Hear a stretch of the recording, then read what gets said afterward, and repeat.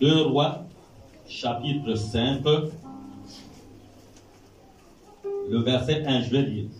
Naaman, chef de l'armée du roi de Syrie, jouissait de la faveur de son maître et d'une grande considération, car c'était par lui que l'Éternel avait délivré les Syriens. Mais cet homme fort et vaillant était lépreux. Je reprends. Naaman, chef de l'armée du roi de Syrie, jouissait de la faveur de son maître et d'une grande considération, car c'était par lui que l'Éternel avait délivré les Syriens. Mais cet homme fort et vaillant était lépreux. Voici l'histoire tirée des Saintes Écritures, la parole de Dieu, que nous allons parcourir ensemble aujourd'hui. Et je voudrais bénir le Seigneur pour le message du matin. Et ce message nous parlait que nous sommes au service de Dieu, et quand le Saint-Esprit vient impacter nos vies, c'est pour annoncer l'Évangile. Et si nous sommes des annonceurs de l'Évangile, alors nous avons une récompense. Dieu nous bénit. Tout ce que nous faisons quand nous demandons le Saint-Esprit, c'est pour annoncer le nom de Jésus-Christ. Parce que la Bible dit que vous recevrez une puissance et le Saint-Esprit surviendra sur vous et vous serez mes témoins. Nous sommes les témoins de Christ. Amen. Amen. Et aujourd'hui, nous continuons dans cette histoire de notre bien-aimé Naaman le Syrien. Cet homme Naaman, c'était quelqu'un qui était toujours au service de son maître, le roi. Et les Syriens affrontaient l'ennemi. Et pendant ce temps que ces Syriens affrontaient l'ennemi, il fallait un vaillant soldat de guerre, un homme capable de diriger l'armée pour affronter l'ennemi et donner la victoire aux Syriens. Et le roi n'avait pas l'erreur à faire. Il fallait trouver une personne de confiance, une personne capable d'amener son armée à la victoire, en fait d'assurer la paix et la sécurité de la population de ce royaume. Et le roi va choisir Naaman, sans savoir quand il choisissait Naaman, c'était le choix de Dieu. Et dans l'histoire que nous avons parcourue, nous comprenons que Dieu a utilisé Naaman pour délivrer les Syriens de la main de l'ennemi. Naaman. Donc cet homme avait une lourde responsabilité parce que la vie des Syriens dépendait de lui. C'est-à-dire que Dieu devait être avec lui pour délivrer ce peuple des menaces de l'ennemi et de la guerre. Seulement, la Bible nous fait attendre que cet homme était lépreux. Il était lépreux. Mais moi, je ne comprends pas. Dans ce royaume, il y avait beaucoup de soldats, des hommes en forme qui n'étaient pas malades. Je suis sûr qu'il y avait des hommes de guerre capables de diriger le peuple. Pourquoi Dieu ou le roi a décidé de choisir un homme lépreux? C'est la question que nous devons poser. Aussi, nous allons comprendre que l'histoire des Juifs, des Hébreux, quand quelqu'un est lépreux, il devait être méprisé des autres. C'était une personne qui n'avait pas les capacités de rester au milieu des autres, de faire les activités avec les autres. Donc il y avait toujours un camp, une maison construite pour lui hors du camp, parce qu'il était lépreux. Donc c'est dit que devant les hommes, cet homme n'avait pas de la valeur, tant qu'il n'est pas purifié de sa lèpre. Naaman, en étant lépreux, méritait de rester hors du camp et non au milieu du peuple dans le royaume. Parce qu'il était lépreux. Et Israël avait une période donnée qui permettait que le lépreux devait rester éloigné, distancé des autres pour recevoir la guérison, la purification. Seulement, comment Dieu, ou on peut dire le roi que Dieu a utilisé, peut décider de choisir un lépreux pour diriger l'armée et pour sauver les Syriens. Et c'est la question que nous devons poser chacun de nous aujourd'hui. Le thème du message d'aujourd'hui, c'est servir l'Éternel avec ton handicap. C'est le thème que nous allons comprendre ici aujourd'hui, bien-aimés. Vous savez, c'est difficile, c'est dur, parce que nous allons constater certaines personnes qui parfois voient leur situation, leur position de mépris devant les êtres humains comme eux. Position où les personnes pensent qu'il est capable pour cette personne de faire quelque chose de très important. Alors la personne est méprisée, mise à l'écart. Et la personne elle-même, en voyant cette situation, va chercher à s'écarter, s'éloigner et se cacher. Parce qu'il ne veut pas être vu des hommes, justement parce qu'il considère que sa position ne lui permet pas de se positionner devant les hommes ou de faire quelque chose d'important au milieu des hommes. Dieu est un Dieu souverain. Dieu est un Dieu grand et bon. Dieu connaît ta situation. Mais Dieu utilise l'homme qu'il faut, à la place qu'il faut, quel que soit son handicap. Alléluia. Amen. Le problème, c'est quoi? C'est que Naaman, pendant cette période où il était lépreux, la Bible ne nous définit pas combien de temps il a fait avec la lèpre, puisqu'à la fin, il va recevoir la purification par Élisée. La Bible ne nous précise pas le temps qu'il a fait avec la lèpre. Mais ce qui est important, c'est que Naaman va occuper une grande responsabilité de gérer l'armée pour sauver les Syriens. C'est important. Et dans ce passage, qu'est-ce que nous découvrons premièrement? Nous n'allons pas être long aujourd'hui. Nous allons voir le premier verset de Naaman, chef de l'armée du roi de Syrie, jouissait de la faveur de son maître et d'une grande considération. Cette première partie du passage veut dire quoi? Veut dire que pendant que les hommes nous méprisent, pendant que les hommes se moquent de nous, pendant que les hommes nous rejettent, Dieu a de la considération pour nous, quel que soit ce que nous sommes. L'œil d'un homme méprise, mais l'œil d'un homme de Dieu élève. Pendant que l'homme te rabaisse à cause de ta situation, Dieu te relève malgré ta situation. Parfois, certaines situations que nous avons, Dieu ne veut pas enlever parce que Dieu sait que dans cette position, il peut t'utiliser pour manifester sa gloire. Parce que nos positions peuvent servir pour la gloire de Dieu. Alléluia. Donc, pour Naaman, la lèpre qu'il avait servait toujours qu'il sert Dieu. Vous savez, parfois, certaines personnes disent à Dieu, Seigneur, je veux que tu me guérisses pour que je veuille te servir. Parfois, c'est la condition qu'il nous donne à Dieu. Je veux que tu m'enlèves telle situation. Mais parfois, Dieu pense autrement. Parce que certaines personnes, après avoir reçu la guérison, il va se glorifier que si j'ai fait telle chose, c'est parce que je suis en forme. Si j'ai réalisé telle situation, c'est parce que justement je vis comme ça, j'ai telle position, j'ai telle situation financière, j'ai de l'argent, je peux faire certaines choses. Dieu voit l'orgueil parce que tu t'inventes de toi-même. Dieu te laisse une situation pour que tu te poses les questions. Comment j'ai fait pour réussir devant cette situation alors que je suis comme ça?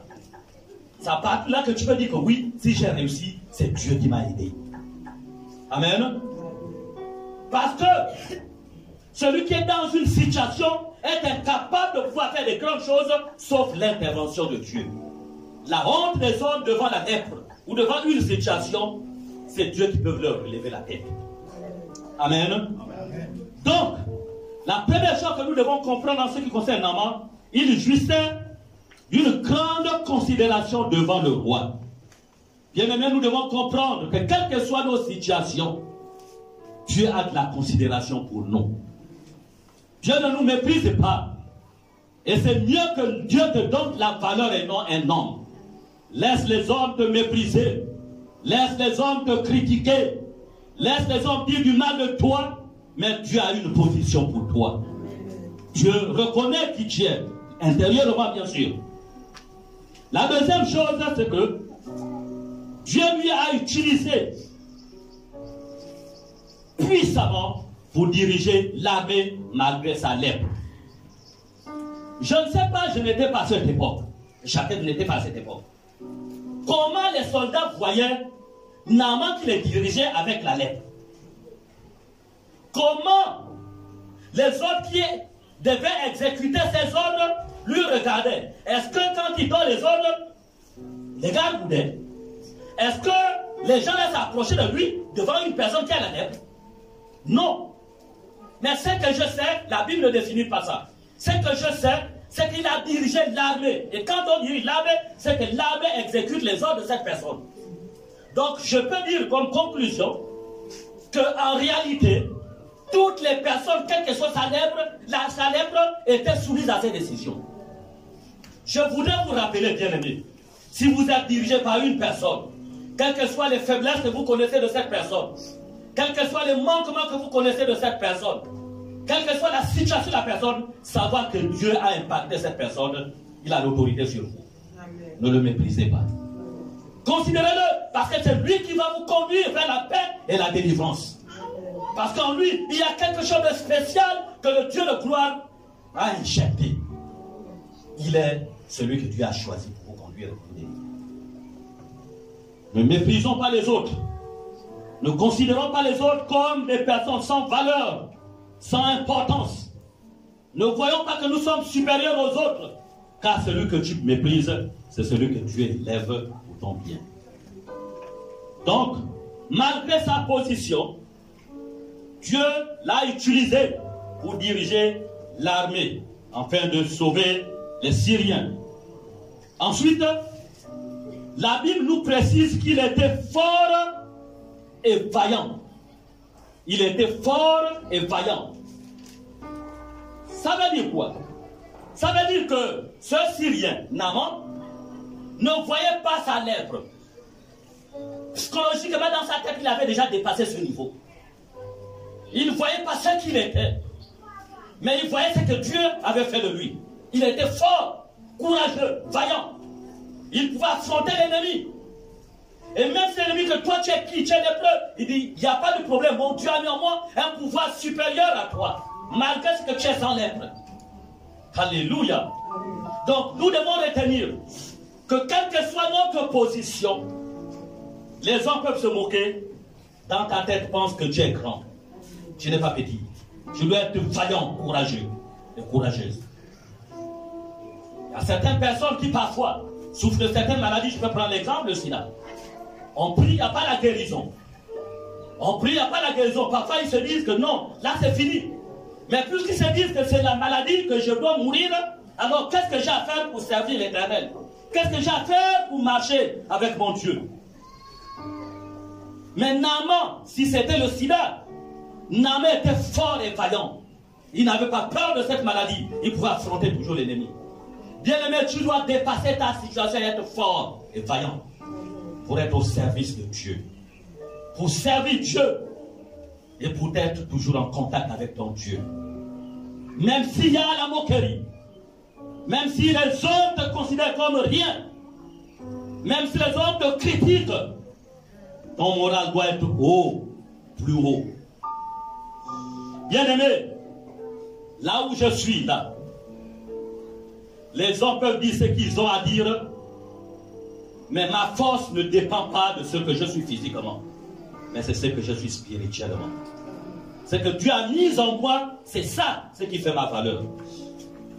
Que tu sois petit ou grand, que tu sois sans diplôme, même si tu n'es pas intellectuel, même si tu n'enfantes pas, tu te dis que tu es stérile. Et tu dis non, cette situation m'embête, alors je n'irai plus à l'église. Je ne dois plus prier, c'est trop. Depuis j'ai intercédé, j'ai prié. Jusque-là, il n'y a pas la solution. Je ne pars plus à l'église. Je reste maintenant à la maison.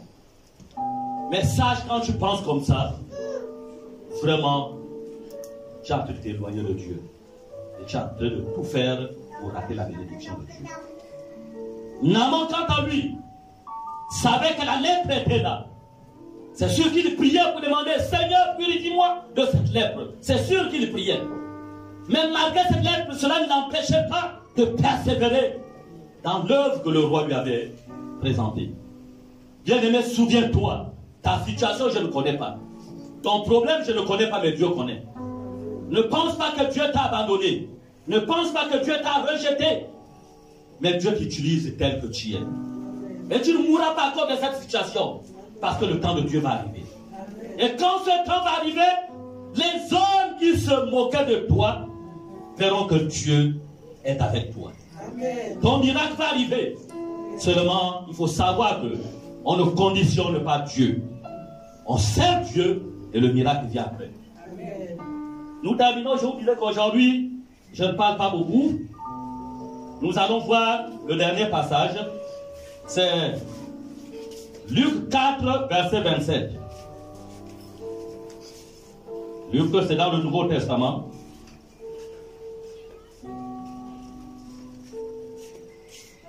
Luc 4, verset 27, je veux lire. Qu'est-ce que la Bible dit? La Bible dit, il y avait aussi plusieurs lépreux en Israël du temps d'Élisée, le prophète.